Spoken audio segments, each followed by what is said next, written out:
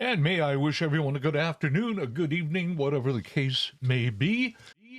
I'm J. Murray Jones. I'll be the moderator for tonight's all-candidate meeting featuring the township of Selwyn.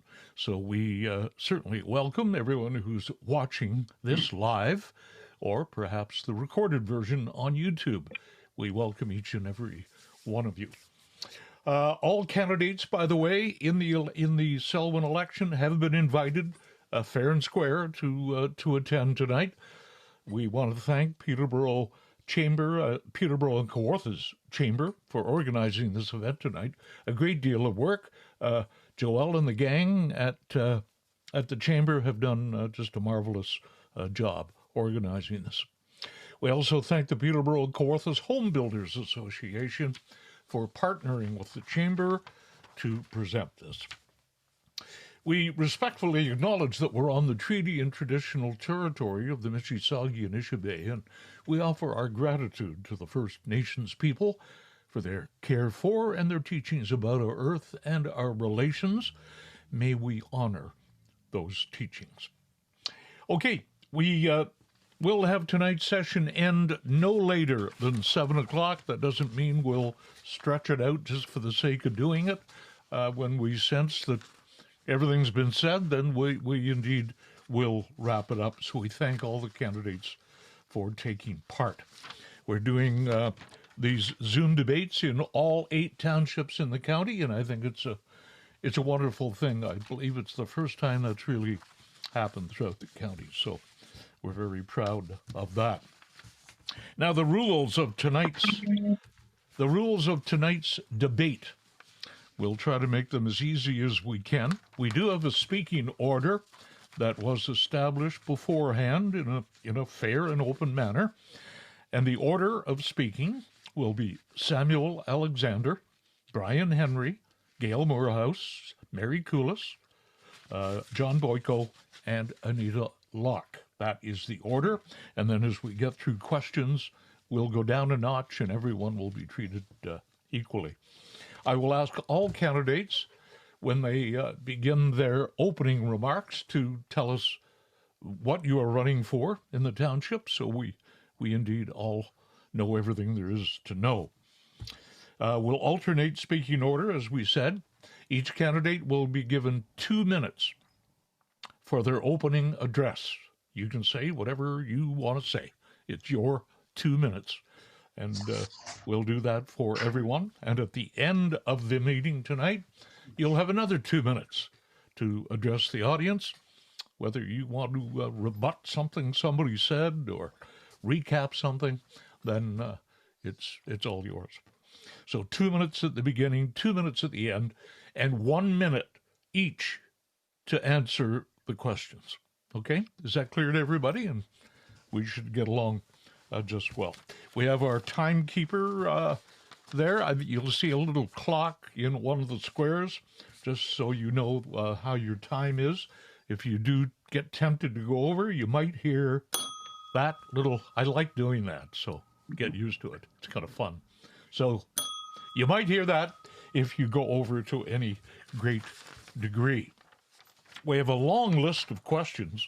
We'll never, ever get through them all, by the way, so it'll be up to me, I guess, to just pick whatever appropriate question I feel should be asked. And then we will go and ask for your answers to those questions. Okay, we're going to start now with opening remarks. You have 2 minutes each, and we're going to start with Samuel Alexander. Please tell us what you're running for. And it's all yours. Go ahead, Samuel. Well, I'm Samuel Alexander. I'm running for Smith Ward Councillor to help during these challenging times. I'm a lifelong member of Selwyn with a family business in Smith Ward for many years. Currently, we have a family business located in Buckhorn. I want to represent all residents, businesses, and entrepreneurs. Small business is the backbone of our strong economy here in Selwyn Township. My interest in public service began while in college, serving on student council for 4 years, and in my final year, I was elected student president.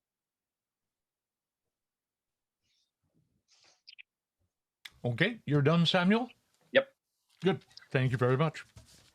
Brian Henry. Hi, everyone. My name is Brian Henry. I'm running for Smith Ward Councillor.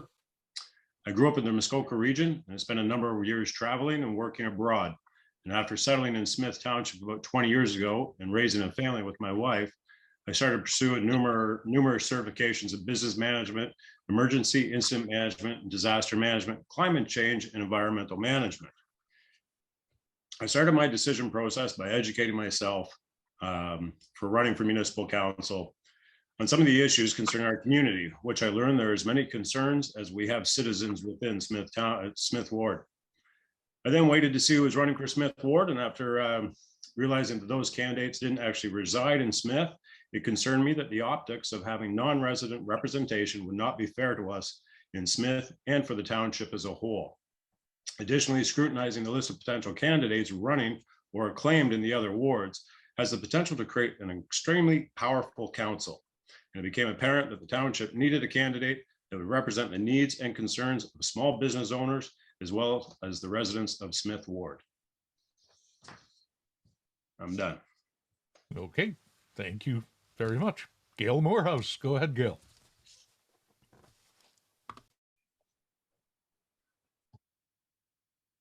Sorry, I should have known. Gordon and I moved to Ennismore 8 years ago, and we immediately got involved and volunteered for numerous groups. Today, I'm the executive director at Community Futures, a role that I've held for almost 5 years. I work with small business, from startups to large business expansions. We provide funding and resources to help businesses succeed. Every single home represents a business.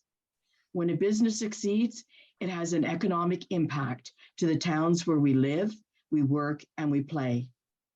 I'm an advocate for small business, and I'm known for getting things done. Within 2 days of the COVID lockdown, our collaborative team of business leaders created a rapid response task force. We identified 40 business needs that were critical to small business survival, and we introduced solutions that generated revenues. I've also served on the Economic Recovery Task Force with Mayor Mitchell, and for 18 months, we met weekly with our MP. I represented the financial portion of the business sectors. Through Community Futures, we gave more than 300 businesses financial help.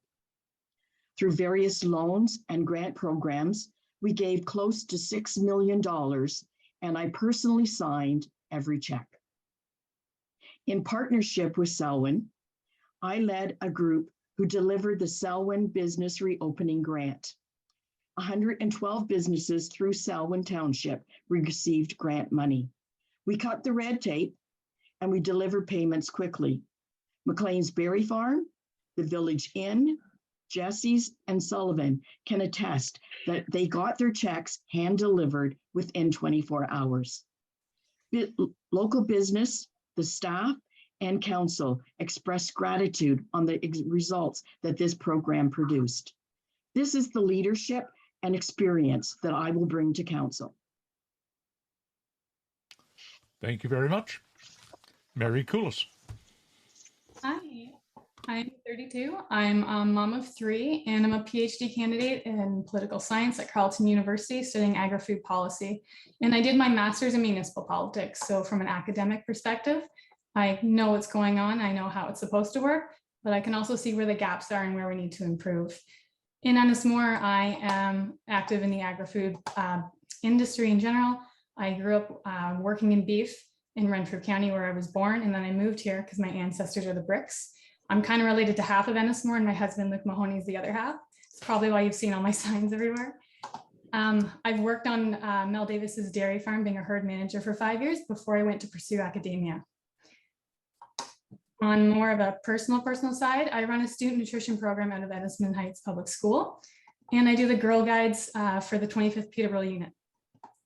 My background for teaching in academia is over 8 years, and then moving more into what I can bring to the table, I've divided this up into like 3 groupings. So the first would be policy, planning, government relations, and this looks more at how we can support ourselves and bring different stakeholders to the table for the different issues that we have on the table, or at least the issues that fell off the table during COVID. We're probably going to get into those with each discussion, so I'm going to leave that for a sec.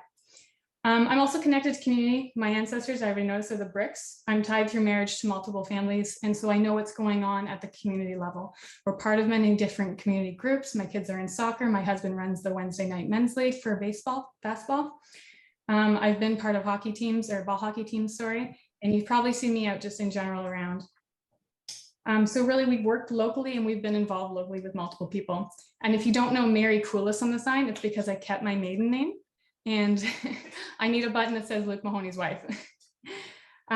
So basically, I'm dedicated to lifelong learning, and I think we need to bring that to the table too. So issues in the community that we're going to see and talk about tonight and how I can get in there. We've got planning and housing and land settlements. That's a key for a majority of the landholders. Good. Thank you very much, Mary. John Boyko. John. Good evening. I grew up in Peterborough and I've lived in Lakefield for 33 years. If you'd like to see my bio, it's at johnboyko.com. I don't want to spend time talking about that or the other issues that I hope that we get to discuss the evening. Instead, what I would like to bring up is the issue which I think is most important for Selwyn and most important for Lakefield coming forward. I am running for Lakefield Ward Councillor. We are at a pivot point. Peterborough County and Selwyn Township official plans both state that Lakefield will grow through infilling that will bring over 300 homes to Lakefield by 2051. This determination begs the question regarding available property in the village, the development currently in progress off Bishop Street, and the future of Ridpath School. The official plan also establishes two growth areas for Selwyn, one which lies beyond the water tower in the 7th line that is called Lakefield South. If implemented under its current iteration, one preliminary development plan for Lakefield South would see the building of 966 units, houses, townhouses, and apartments. This would represent a doubling of Lakefield's population. Now, we are fortunate that we have a fine township staff who have been handling the development process for several years now, and we are fortunate that the preliminary plan and the company that owns a great deal of Lakefield South is Triple T, a strong local company run by good people. The next council must navigate this pivot point at which we find ourselves by establishing a clear vision for growth that includes a number of elements that I hope we get to discuss this evening. We cannot surrender our agency or forfeit our responsibility by saying it'll take years for the development to be completed. We must instead acknowledge that we are at a pivot point and that decisions made by the next council will shape our community for generations. It is for that reason that Lakefield needs a strong voice on Selwyn Council, and I hope that I become that voice. And you were right on time. Thank you very much. Anita Locke. Thank you very much. I'm currently the Lakefield Ward Councillor. I was first elected in 2006. I was born and raised in the village and have spent most of my years living here. My priorities are housing, healthcare, and long-term care. But for my opening statement, I want to focus on housing and our people, according to Census Canada Population Characteristics 2021. Population of Lakefield as of that census is 2,943 people. The average household size is 2.1 people. Those aged 15 to 29 make up just over 11% of the population, which is about 330 people. This is predominantly the age range of people who serve us at our favorite restaurants, fast food places, grocery stores, and other retail. If they no longer live at home, will they be able to find suitable rental accommodation to continue to provide services to us? Those aged 50 and over make up 62% of our population, just over 1,800 people. Presumably, most of these people are relatively well established with suitable accommodation. However, as they age and wish to downsize by selling their home, will they be able to find other suitable smaller living accommodations, such as an apartment? The total occupied private dwellings in the village is just over 1,300. Single detached dwellings make up 75% of the private dwellings. The other 25% consists of semi-detached row house apartment, etc. Home ownership is not an option for many. Check out the realtor listings for the village and you'll see that house prices range anywhere from $619,000 to over $1 million. These prices are not affordable to many of our residents, especially those making minimum wage, those younger people that are actually serving us. Peterborough Housing Corporation has 109 units in Lakefield, rent geared to income for serving seniors and adults only, and the wait lists are long. Housing in all its form is a priority for me. We all have a right to live in a place that is affordable and safe.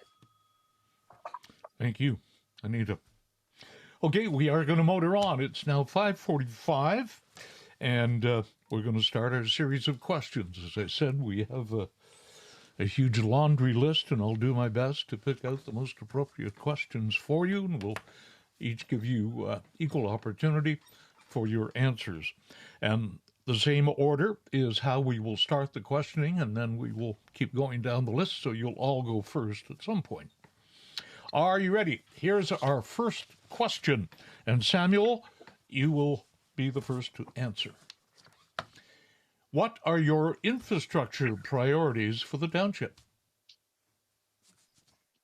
My infrastructure priorities for the township is by looking at widening Ward Street and Bridge North to help with the flow of traffic through Bridge North, because it is the busiest road in Peterborough County, and the second busiest road is the Causeway.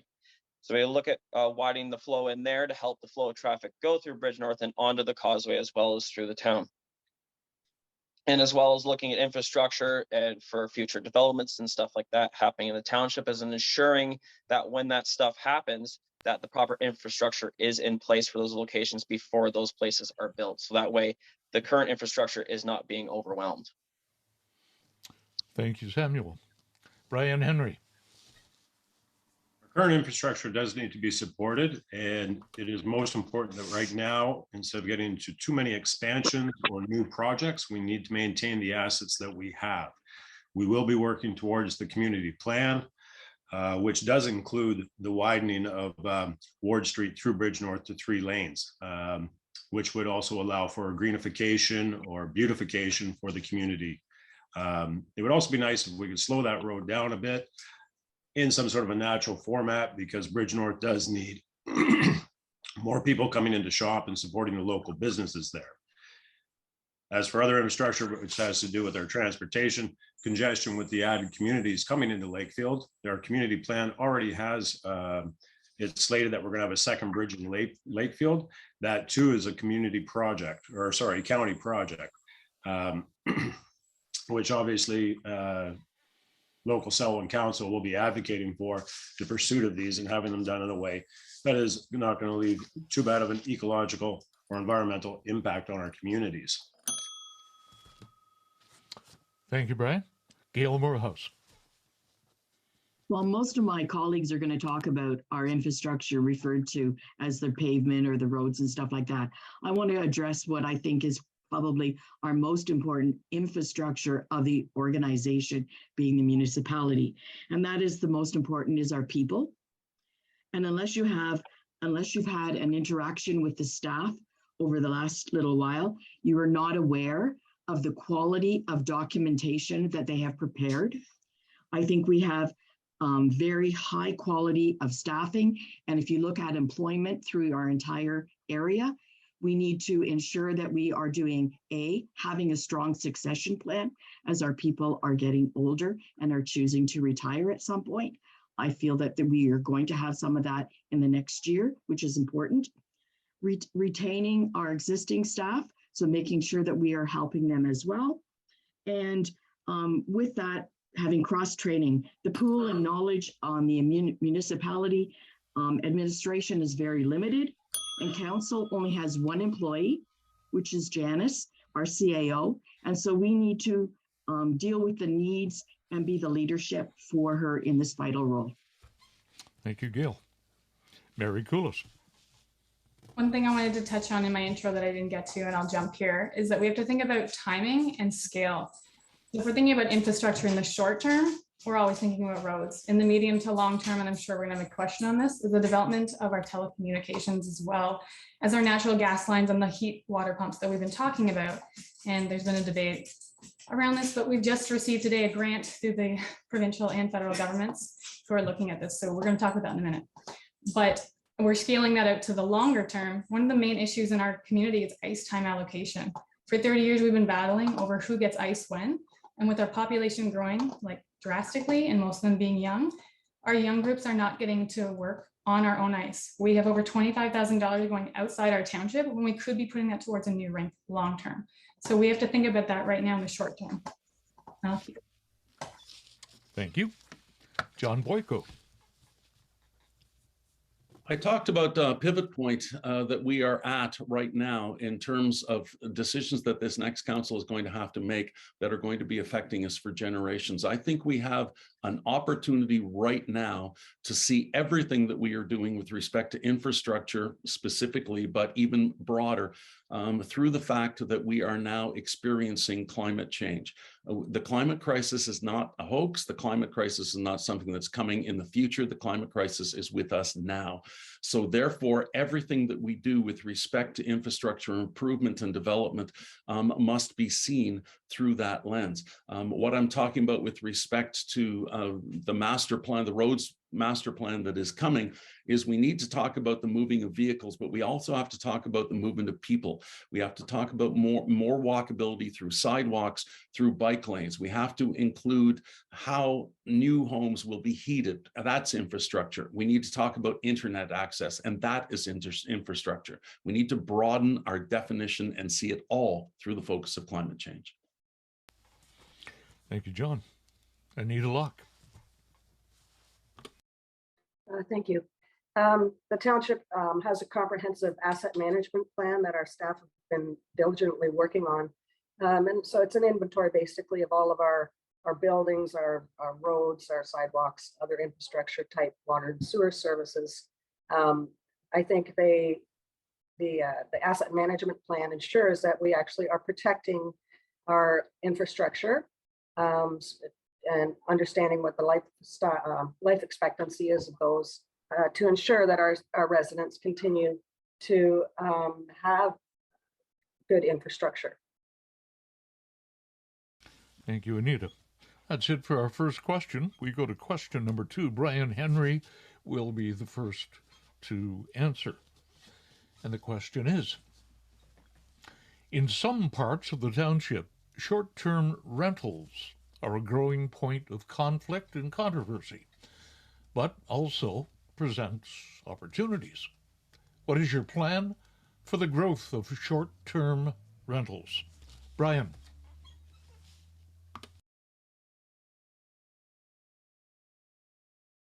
You're muted. You're muted, Brian. And we all do it. There you go. All right. Short-term rentals are definitely a contentious issue in many communities. From my understanding, what we're having here is that the township has already implemented an escalating fine for repeat offenders. Right now, I believe it's in the $250. I think you get a warning, then you get a $250 fine, and then it goes in $250 increments up to $1,000, and it increases with each occurrence. There are only a handful of short-term rentals that are problematic within the area. Activating our bylaw office and finding the individuals and hitting them in the wallet will definitely have an impact on the problem renters. Unfortunately, a lot of these rentals are on lakes, and as any of us know, when we sit around the campfire by the lake, sound travels across the water. So it's very easy for one party or one rental to be making an awful lot of noise on the lake. If this is happening on a regular basis or every weekend, it's going to get tiresome for our seasonal residents, who do make up over 50% of our tax base. Thank you very much. Gail Morehouse.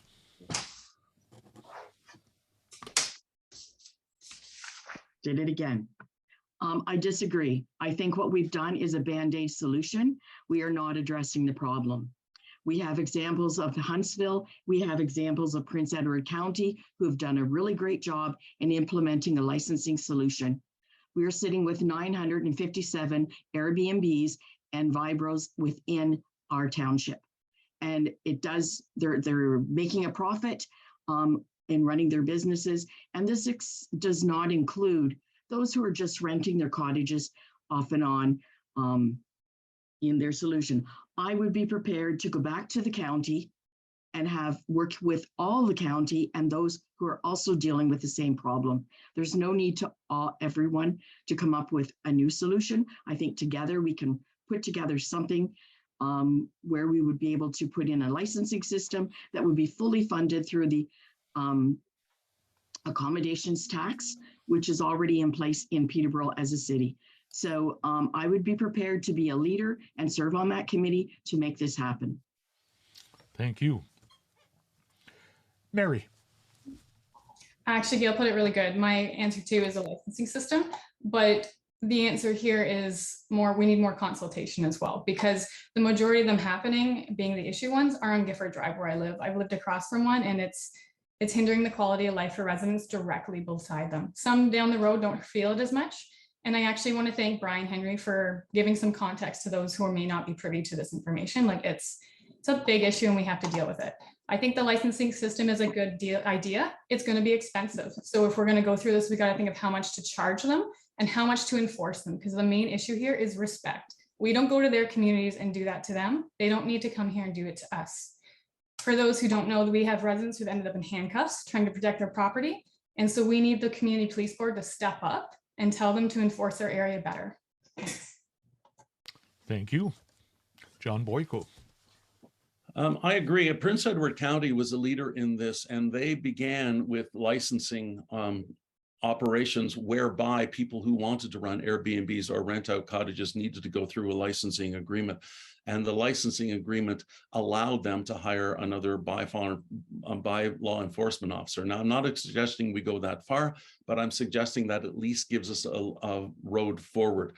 There are instances of Airbnbs being run in Lakefield and problems with them. So it's an issue. I agree also with what has been said with respect to consultation, because there are many cottagers, for example, who need to rent out their cottages in order to afford to keep their cottage. We can't put them out of their cottage by making these licensings too expensive or the regulations too onerous. So the consultation needs to begin, and the consultation can begin with looking what other municipalities have already done and then taking a leadership role in it. Thank you, John. Anita. Thank you. I do agree that short-term rentals, if they're not run properly, or if the owners are disrespectful or really don't care about their neighbors, I do think that licensing is a solution. We did have a short-term rental ad hoc group that came up with the some of the terms of reference or whatever, but I do agree that we need to look into it a little bit more. And I totally agree with what Gail had to say with regards to the short-term rentals. And as far as bylaw enforcement, we do have a guard posed to the places to provide information and fines. So I think we can continue with that as well. Thank you, Anita. Okay, our next question, and Gail, you will be first in this instance. And what I'm going to do is go to the Q&A. We thank people for submitting their questions tonight. And this comes from Braden. And the question is, how can you best serve the community's economic development? Gail. I think I'm in the right position in my current role as in economic development. We do serve the community. We understand when there's a business problem. And I think if you take what we've just seen in COVID, we are in a very difficult position because the government has given out a lot of money that is going to be due next year. And the businesses who really needed the financing will not be in a position to repay it.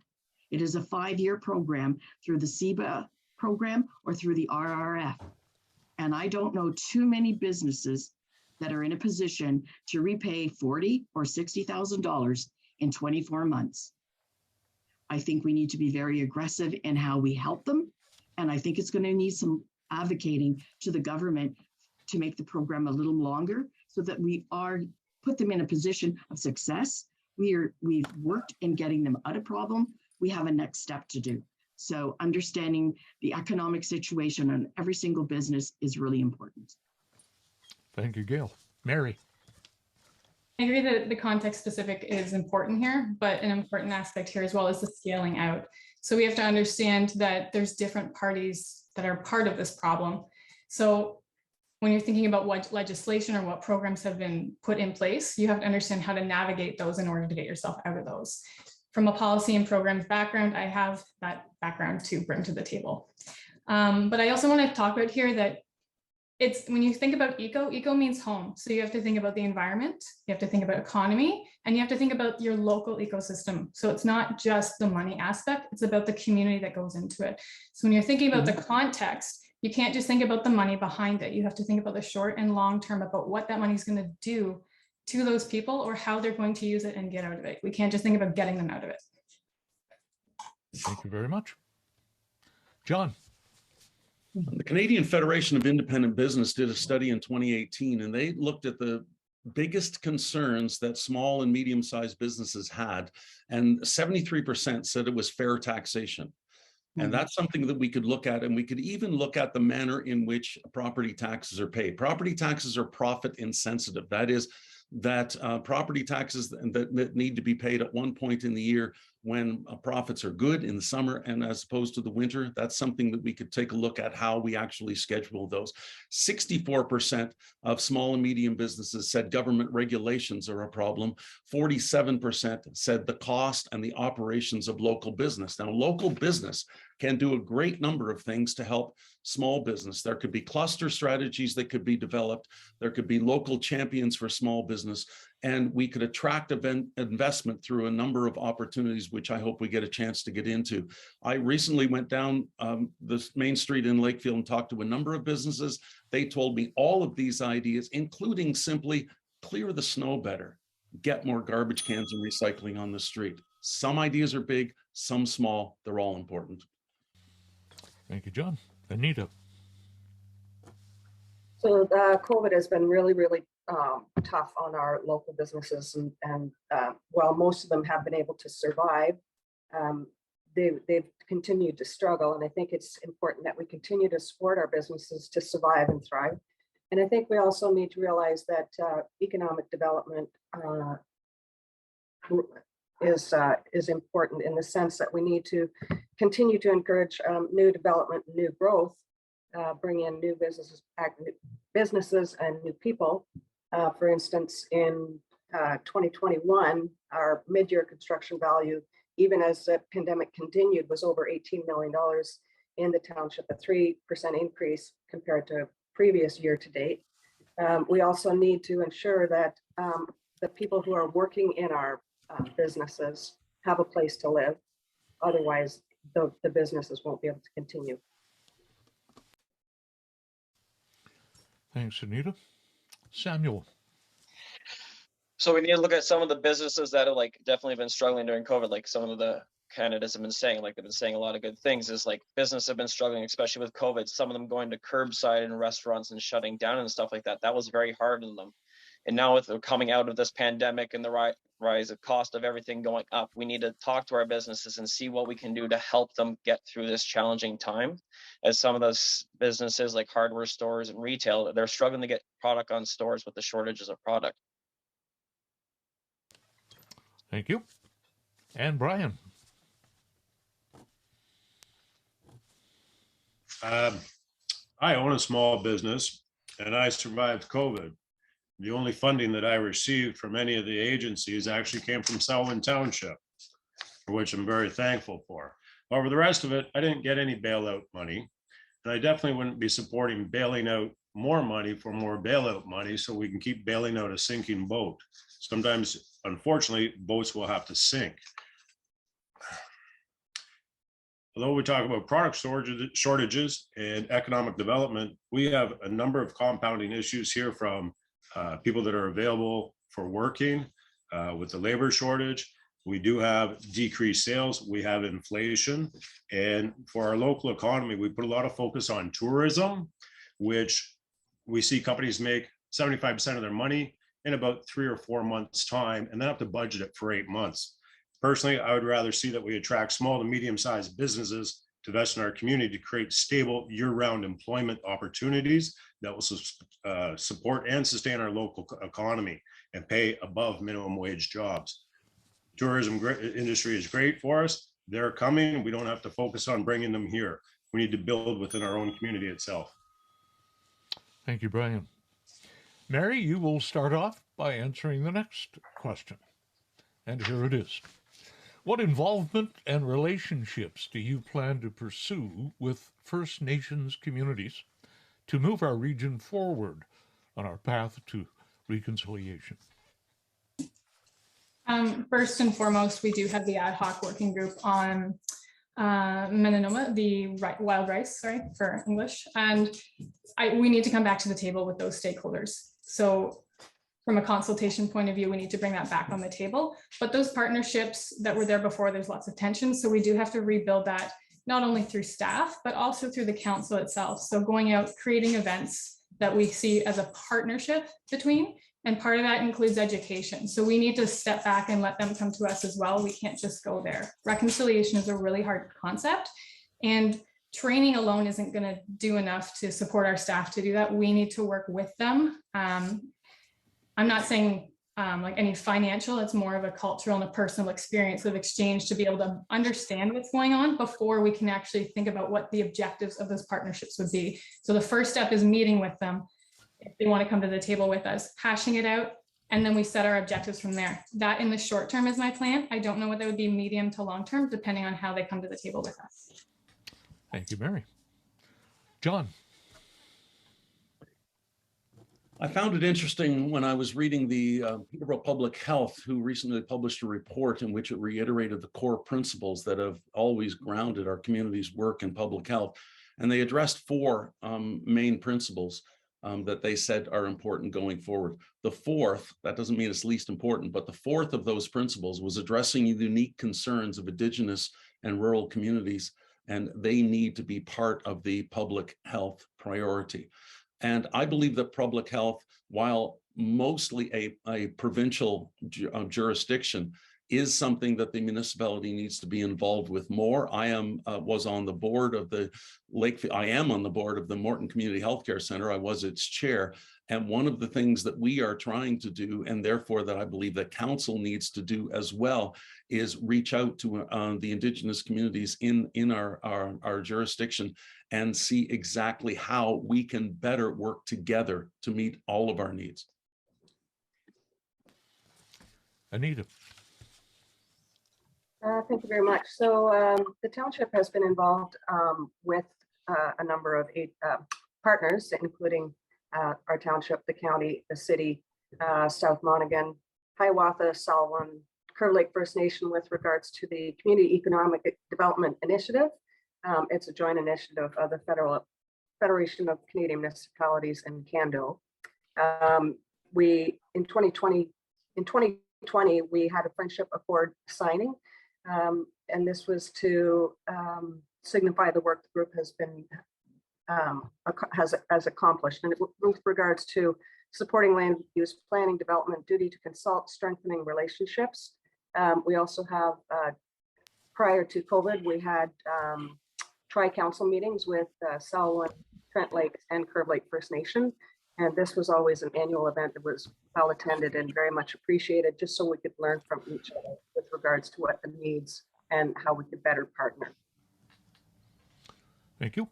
Samuel.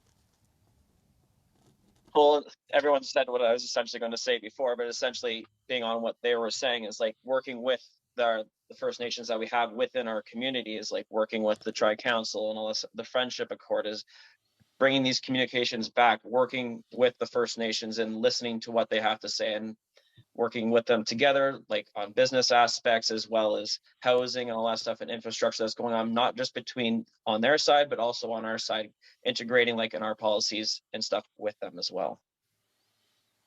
Thank you. Brian.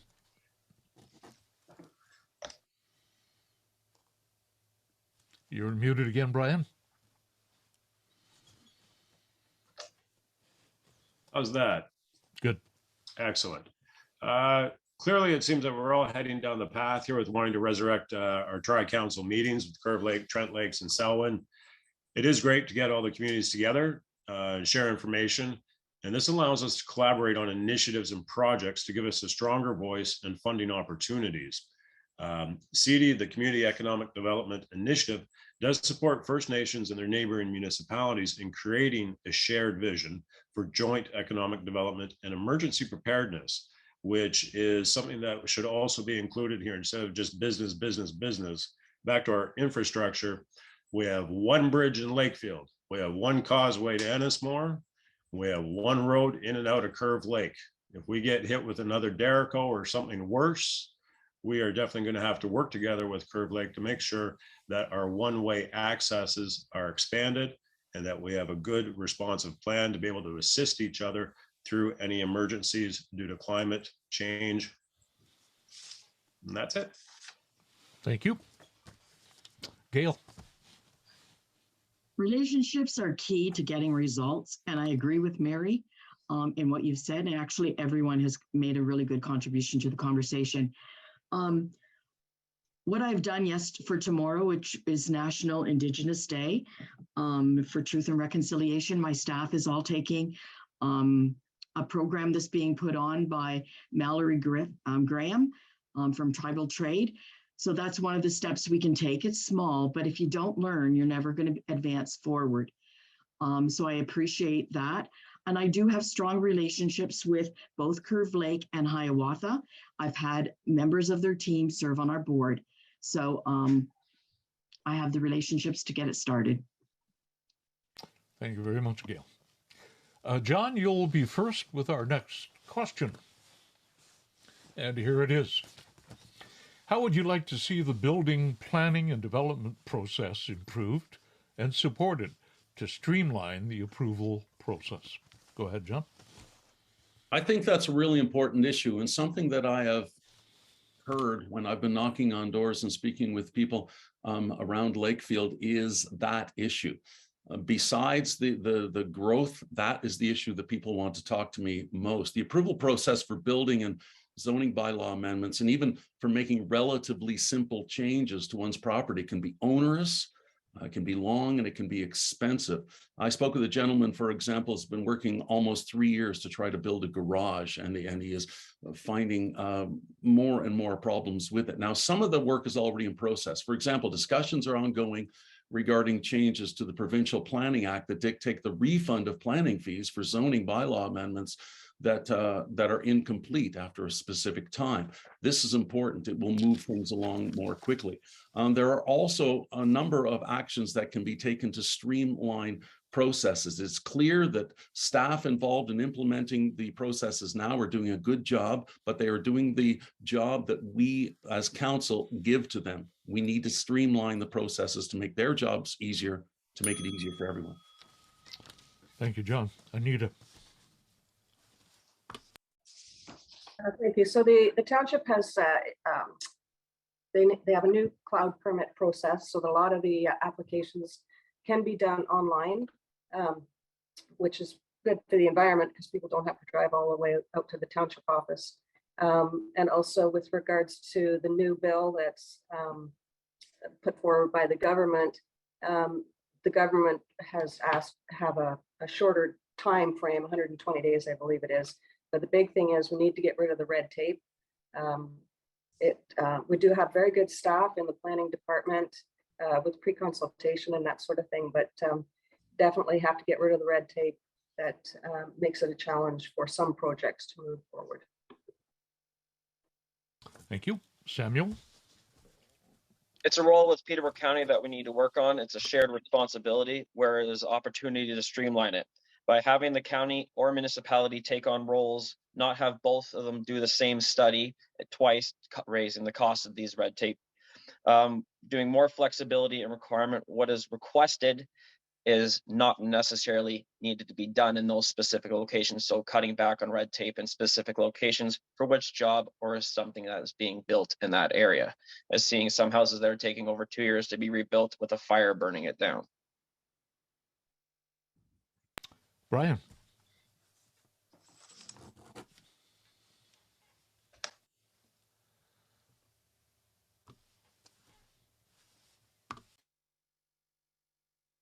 You're muted again, Brian. I know those little switches are tricky. How about now? That's okay. Excellent. It's nice to have so many elected or potentially elected officials speaking about the building and planning department with such eloquence. Whenever I speak to any of our local people, or even when I dealt with the building department in the past, it was usually laden with some sort of obscenities and other curses. This is something that in the past has been very frustrating for people. And it also made it challenging for other businesses to come to our area or attract business to our area.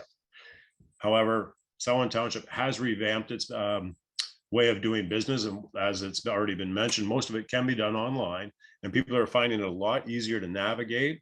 And as mentioned, also has less visits to the office and does hasten the process. Also, the township has already implemented mandatory pre-consultation meetings to help eliminate any of the surprises that we used to see before on those who did not do this every day. Most of us are not used to having to go and apply for permits and the process. So the township is making great strides to educate people and work with them. And by going in and being educated with it and working with a certified or skilled architect, it does make the process a lot easier. And I think we need to support the township staff who have been doing an amazing job in furthering improvements in this area. That's Okay. it. Thank you very much. Now, I do understand the odd time people would like to do a rebuttal, but what I'm trying to avoid that, because I want you to perhaps make a note and do that in your ending statement, if that's okay. I'm just trying to make things as smooth here as I can. Gail, it's your turn. I would like to see an annual town hall where everyone is pulled together and the discussion is about the process. There's a lot of fear that is generated from neighborhood stories. And while we have all the tools and everything in place, people just don't understand it. So instead of putting it in a whatever, have a meeting and walk them through the process. Then they're better prepared to use our staff when it comes to actually doing their own application. So providing them the knowledge up front. And I wouldn't just cut it to here. I think we've seen the same thing happen with the introduction of what's going to happen in the downtown hamlet of Ennismore. And definitely when we had the Causeway presentation, people thought from the county and the city, the township, you did a really great job. But the neighbors and the residents are in wonder. They have no idea. And that's probably one of the bigger questions that come to play. So I think we've got the tools, we can do the job. We just need to understand who our target audience is and communicate to them the way they need to be communicated to. Thank you, Gail. Mary, go ahead. Can you actually stop the timer and repeat the question? Because I'm hearing answers that are going in different directions. Okay. It's a matter of finding out the question. Thank you. What was the question? I've got 400 in front of my eyes right now. Somebody want to help me? It's a really critical question, and I have a really comprehensive answer, but everyone was going in different directions. So I know, and that's why I get confused here too. Who's going to help me on the question? Which one was it? I know I've got my next one lined up. It is essentially, the question essentially is what can be done to improve the planning and approval process? Yes, the planning process. That was it. Thank you. Okay. All right, start the timer. All right, scale. So we've talked about Bill 109. So the pressures here is that they're actually trying to remove the red tape, but the red tape that they're trying to remove is the councillors who are there to help oversee the local context. And that's actually problematic because the councillors are the people trying to represent the people. If you take them out of the equation when you're doing different variances, then you're having issues of if that's a good choice to make. We've been proactive. The staff has put in recommendations that they always alert staff or alert councillors of what's going to happen. So that red tape, that's a real balancing act that we have to look at. Bringing down to the local, Anita and Brian have both touched on, it's gone online, it's streamlined. That can be problematic too for our staff. Our staff are burdened. They've been pushed into silos of what their jobs are supposed to be. And so then they decide or are told not to take on certain responsibilities. Here we can help them by, I would suggest, and this comes into the economic and partnership role that we've talked about, partnering with schools who are looking to give practical experience to students. They may not want to take the time to teach, but history repeats itself. We don't want to see this happening over and over. We need to teach them about what's going on now and how to make those better decisions or more practices that are better for the community in the long run. Okay, thank you. Thank you for keeping me on track here too. It gets confusing after a while. Anita, you are first for the next question, and it's a very good question, I think. Data from the 2021 census of agriculture shows Ontario is losing 319 acres of farmland every day. This land will never produce food once it's been paved over. What is your policy on developing agricultural land to help preserve food production for future generations in this county, in this township, and in this country? Go ahead, Anita. Thank you very much. I do believe it's very important to support our farms and our farmers because that's where our food comes from. With regards to prime ag land, that needs to be protected. We do have it in the official plan with regards to where those properties are located. I do think we need to continue to support our farmers, our local farmers markets, and that sort of thing. But definitely we have to, if the province wants to take over the farmland, we need to fight the province on that as well and protect our farmland. Thank you. Samuel. Definitely agree with what Anita said there, but we also need to look at making it more lucrative for farmers to keep the land as farmland so they can grow food for future generations. We also need to look at the land that isn't suitable for farming that farmers have and giving them the ability, making it easier for them to sever off that land to make future homes down the road. We also need to make it so that farmers have the ability to still be able to do what they need to do on a day-to-day basis by supporting them. Brian.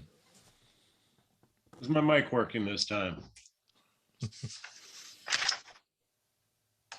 Yes. Excellent, thank you. All right. Yes, we're going to have to preserve some of our farm agriculture areas here. Smith is, or even our township, is largely filled with agricultural rural zone properties. Yes, we're going to have to fight the province and find some ways that we can zone out some green spaces. I think also from an economic development standpoint, we're going to need to be working with foreign partners, in particular our neighbor to the south, as they are experiencing severe climate challenges with their environment, and they're actually looking to expand in other countries, and they're starting to approach Canada. If we could leverage investment coming in from the US, not to sell them land or anything like that, but to have partnerships in our produce and our different agricultural industries to be shipping things south of the border at a lucrative or profitable margin for our farmers, I think that's an approach that we could consider. Done. Gail.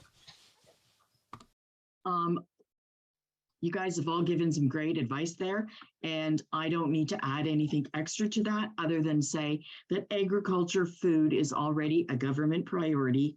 It's a priority sector of which there's lots of opportunities around there, and there's a program, Pathways to Prosperity, which support farmers with staffing and who go through 5 weeks of training. So there are programs that are already available. Mary. Back to the scale and temporal aspect here. I'm going to play the devil's advocate. So coming from an agricultural background, if you know the land out here, we have a lot of stony land. Producing food is actually very hard out here. The majority of land out in Ennismore specifically, and most of Smith, is for cash crop. We do have some producers who are beef and dairy, but we do bring in a lot of that nutritional value into their food. We buy it and bring it in, and we sell hay and we do cash crop. So technically, land severance is on my agenda, but we can't do anything right now about it because we're waiting for the province to approve it. So here you have the province protecting land, and our new schedules under the new county's official plan designates our land as natural core, prime ag, and rural, which we cannot develop on. So you have the province already saying we're not developing that. Then they have the Bill 109, 109, More Homes for Everyone Act, pushing more development. So if the Lakefield gets all the development, what does Ennismore get? For those who want to sell and sever, for their children to stay here, for the land that cannot be produced into agriculture, I would love to see 2 lots per 100 acres up from 1 lot per 100 acre. Let's keep our space contained and controlled. Thank you. John. I see 3 issues and that are interrelated. First, we must protect farmers by creating and improving infrastructure. We talked about infrastructure already. I won't repeat it, but we need to do that. Second thing is we need to count as infrastructure, making access to reliable Wi-Fi. We need that throughout the township. The second point, and this has been brought up by Samuel and others, is that the issue of allowing a land severance is something that matters a great deal to a great number of people who own farms and agricultural properties. And that's something that we have to continue to advocate for in this township. I understand the exact contradiction that was just mentioned, that Mary mentioned, between Bill 109 and protection of ag land. We have to reconcile that the best we can.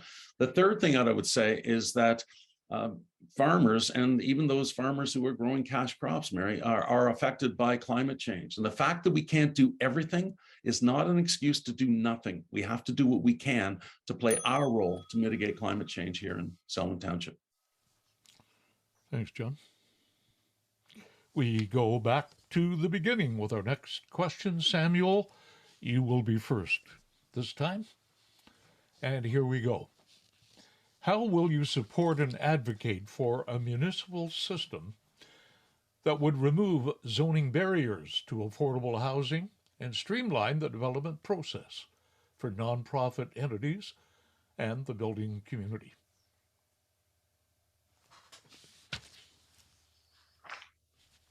Like I said earlier, it was like also helping cutting back on that red tape for those nonprofits to be able to do is build those new buildings, like such as the new structure that'll be going up over the next few years in Lakefield, the Abbey building. Those buildings, they need help getting through that red tape by saying, all right, do we need to do this study for this building in this location? Is helping them navigate this red tape that is holding them back, as well as possibly looking at government funding from like provincial and federal as well to help bolster these projects go into place, is by supporting them, not trying to push them away. Thank you. Brian.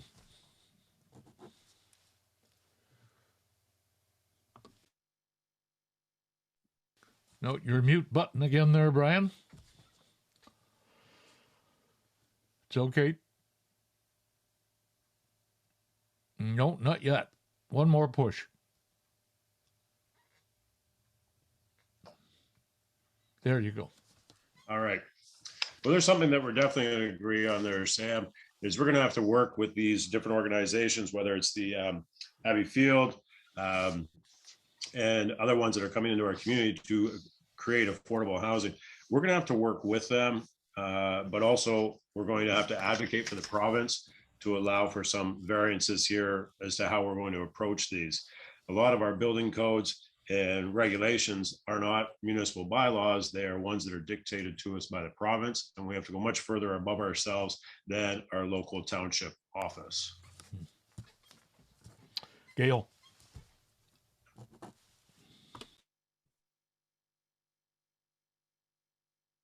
Sorry, did it again. Our council has already put in place a number of bylaws that support non-traditional living, such as Abbey Field. And I think we're lucky to have Ron Black, who will be working with us as he is the lead of Abbey Field, which is a great example of how we can have different types of housing models. I think we also have to look at being more innovative about the types of construction models that we're going to see over the next few years that will improve our efficiencies, and making sure that our permit system is open for new development and doing things in a new way. Mary. So again, with scale, scale and time. So scale at the local level, it's already been noted, we already have bylaws, we already have programs and partnerships already in place that we are working on. In the long term, one of the things I want to kind of have a legacy in, if I am elected, is this an ad hoc that could possibly move to a very formal committee for care for all stages of life. Housing and development issues are linked throughout the ages of everybody and the different contexts. So we have to think about how we can support different demographics and different age groups and different abilities and disabilities. And we need to have different stakeholders to come to the table to think about the medium and long term. That's going to be able to let us think about the different economic issues we're facing, the planning and development issues we're facing around this. And with the government, the provincial government, talking about getting rid of our healthcare system, or even just moving it to the 2-tier system, what is that going to look like for municipalities? What is that going to download to us? We really need to think long-term about how we're going to confront that. What can we do? What can't we do? We need to think ahead, and we need a committee started now to do that. John. There are a number of models that we have already that I think we as a council could get behind and support in many different ways that we could discuss if we had more time. The Abbeyfield model, I was at the unveiling last week, and it is a tremendous model. It's used across Canada, and I'm proud that Lakefield is going to be the home to an Abbeyfield home. There's going to be 16 seniors that are going to be living there and 2 Trent students. That model needs to be looked at for more in Selwyn Township. Habitat for Humanity, the 2 houses that were built in Lakefield are a tremendous idea, and we need as a council to get behind that as an established idea already. We don't have to invent it like Abbeyfield. We just need to get behind it more attentively. The other thing that is happening, and I mentioned Lakefield South at the outset, is there are a number of apartment buildings that are part of the preliminary plan that Triple T has presented to council, and that we will be evolving. And those apartment buildings right now look like apartment buildings / condos. Condos will not help with affordable housing. Apartment buildings will. Thank you. Anita? Thank you. So as John mentioned, Habitat for Humanity has had 2 builds in Lakefield. The township had some unopened road allowances that they donated to the project. Peterborough Housing Corporation has four buildings with a total of 109 units, but these are for seniors and adults only. And we need affordable apartments, affordable housing for younger families, perhaps young people that are working in our service industries. I did attend the Abbeyfield. We need to ensure that we are not just going to be a community for seniors, that we have to go across all of the broad spectrum of ages. And oh, there was something else I was going to say. Yes. Oh, and it's the it has to be in serviced areas. I think that's the rules of the province with regards to any type of housing, that this type of housing has to be in a serviced area with water and sewer. Thank you. What we're going to do, we're going to have 1 or 2 more questions, and then we're going to give you the opportunity for your wrap-up comments, okay? I didn't really want to push it any further than that, because I think we're doing, and you're all doing very, very good. Brian, you are going to be next. Okay, you've got your mute off. Good. Ready to go. Many residents and businesses are struggling with slow and unstable internet. What will or can you do to ensure everyone gets the proper high-speed internet service? Well, I'm not sure if everyone's aware of it, but when you're elected to council, you're not given a magic wand to wave, so I can't just make everyone have internet. Personally, I live in the country. I'm up on the 15th line. Our internet is absolute crap.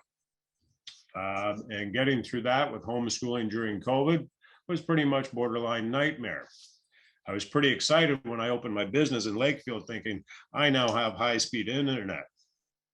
Far from it, but it works quite well. I can't truly complain. Bringing high-speed internet, I know this might not make people happy. Bell Canada has some of the highest rates in Canada pays some of the highest phone rates in the world. So why do I have to subsidize their business? Maybe I should ask, well, I've got one location in Lakefield. What could we do to make my store end up in 15 other communities? Bell Canada has an existing infrastructure, which they can improve upon. However, I do not see that the taxation dollars need to go towards funding that. Thank you. Gail. In April, the federal and provincial government announced an additional $56 million allocated to the infrastructure for the internet. And we as a council cannot advance the implementation. However, we can ensure that we're still top of mind with our elected officials being Michelle and David, so that they keep us top of mind. In the meantime, perhaps we could allocate desktops within their community centers that can help with homeschooling or where you have a really important Zoom meeting to get to. I think that will give it a little bit of ease, but we can't change the flow of how things are happening. It's not in our control. Mary. I was actually going to say the same thing as Gail in regards to it's not in our control at this time. But I also want to point to, and this ties into the housing and development portion, is that the federal government is allocating for the housing development and the housing affordability under the National Housing Strategy over 10 billion across the provinces. 2.9 is going to Ontario. That's going to trickle down into infrastructure as well. As a municipality, when we go and advocate at conferences, we can pick and choose who we want to talk to. And we're in a lottery system. If we get it, we get it. We need to push our advocacy of who to talk to the right people. And we got to come to the table with a good strategy. We already have lots of strategies. We just need to improve them and make them more focused on what's going on right now. We're coming out of COVID with a lot of new experiences as homeschool, starting a new business. We can bring all these to the table. We have the receipts. We need to show them that they need to step up and put it in our community, and showing them where it needs to be done pushes the envelope further for them to consider us first. That's what we need to do as advocacy. Thank you, Mary. John? I agree with Mary that the advocacy is essential, and I think that is something that every municipality will be doing, but we just have to be better at it. I also believe that providing the infrastructure in other ways with the roads and the other things that we've talked about previously is important, so that when these companies are able to move their lines, they are able to do it through road systems and other systems that are already existing and already of a high quality.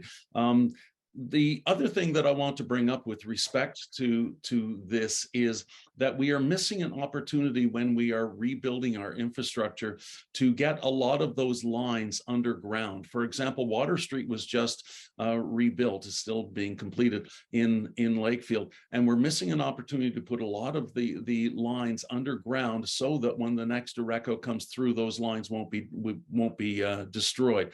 It costs a lot more money to do it, but it costs a lot more money to be rebuilding after every one of these storms. That climate change means going to be more severe and more frequent. We need to look at all of this together as one issue.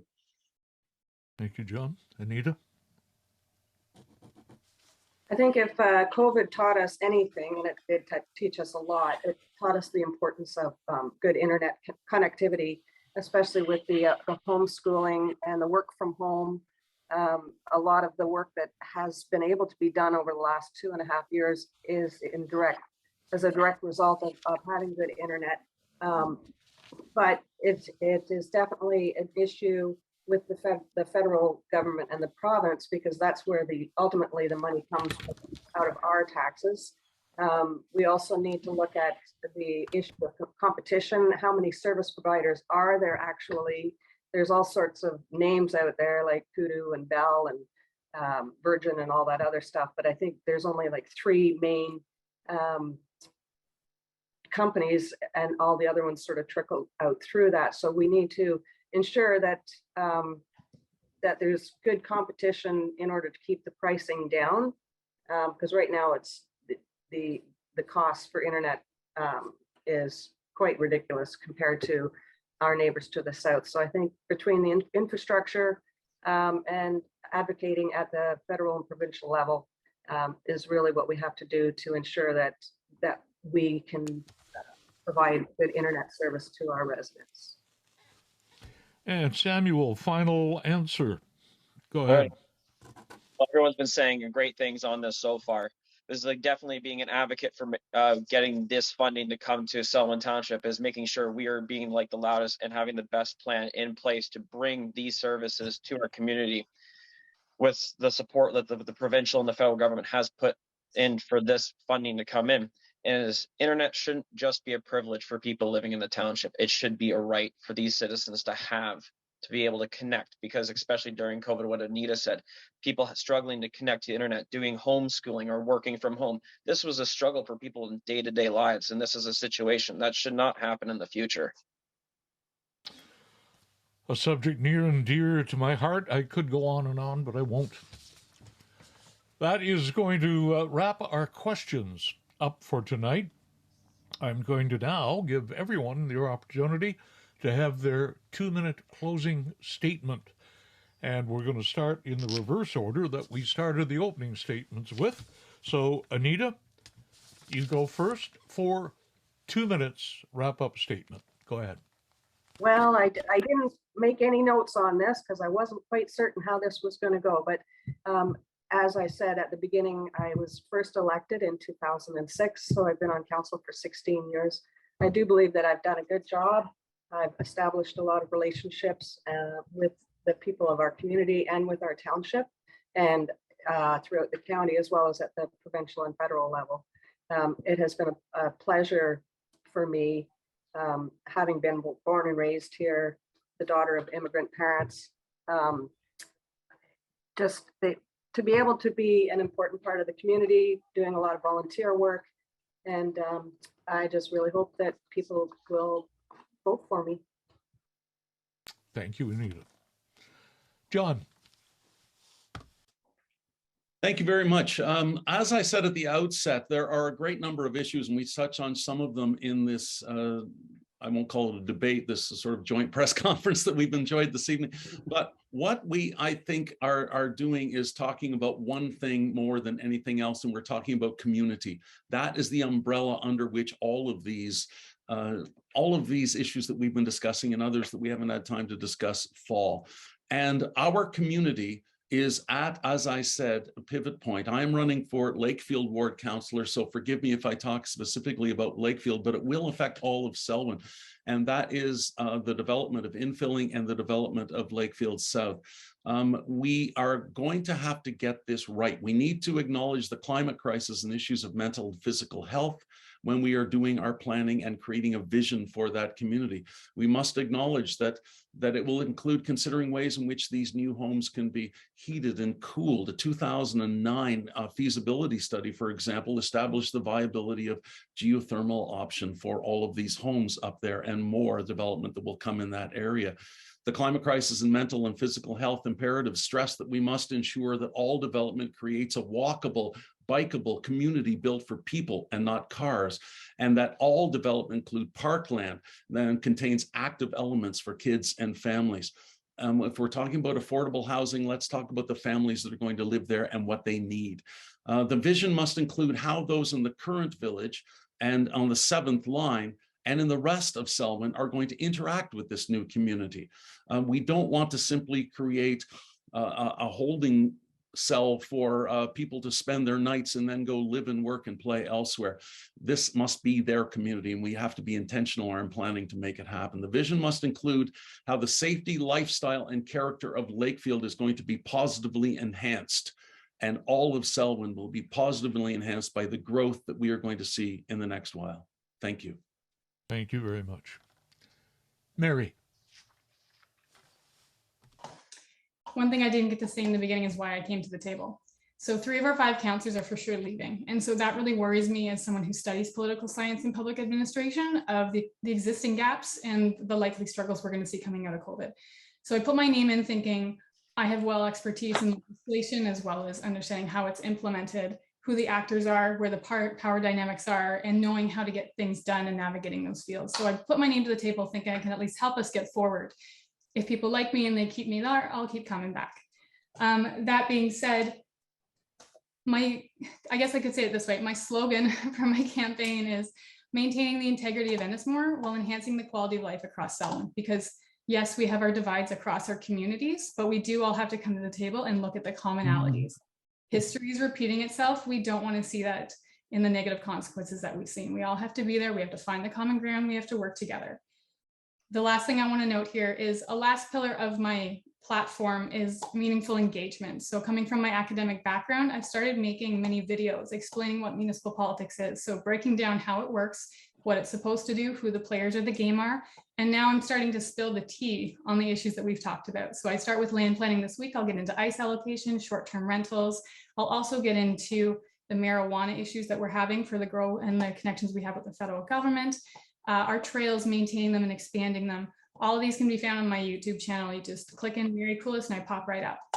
My Carleton connection is also on there, so you can see what I do with my research and how that links in to my expertise in bringing it forward. I also want to note that like everyone at the table here, we all have common ground. So it's great to see that we're all on board. We're all having the same conversations, seeing the same issues. So no matter who gets in, I think we need to keep each other accountable. And that means please come and keep coming to the meetings and keeping each other in check. Thanks. Thank you, Mary. Gail. The next 4 years will be significant to the direction and the growth of our community. Big decisions need to be made, and we need an experienced council to lead us in this direction. I bring that leadership and experience to the council. On the holiday weekend in May, I was driving up Robinson Road and saw the damage of the storm made to many of our businesses. I immediately called a local board member and asked him to go and visit the folks who were hanging out at Jesse's. They needed to know that Community Futures had funds and that they were available and we weren't going to have any red tape. I then called FedDev, who funds our money, and on a Saturday afternoon, I worked with them to develop an emergency relief fund for $1 million at 0% interest. And this was to offset insurance claims, items of necessities like generators, or simply to replace inventory. The idea for the program was approved in 40 minutes, and social media was up and running the next day. This fund has helped many in the county, in the entire county. And I will bring the same quick thinking and responsiveness to the people that I serve. So I'm asking that you'll put your trust in me and vote for experience. Thank you. Thank you very much, Gail. Brian, you're next. All right. Frankly, I really like Selwyn the way it is. I don't want it to change. But sadly, in the last 20 years that I've been here, and hopefully for another 20 or more that I'm still planning on being here, and my kids are going to be here, and my grandkids will be here, it's changing. It's climate's changing. Everything's changing. When you say climate, we can talk to the environment. We can talk to the community as a whole. Change is here. I just want to be on board to be able to help mitigate the change and navigate through the different waters that we're already in and move forward from there. Being a politician is a job that everyone knows how to do, but not everyone steps up to do it. I do know that if I'm elected, you may not always like me, but by the end, you will respect me.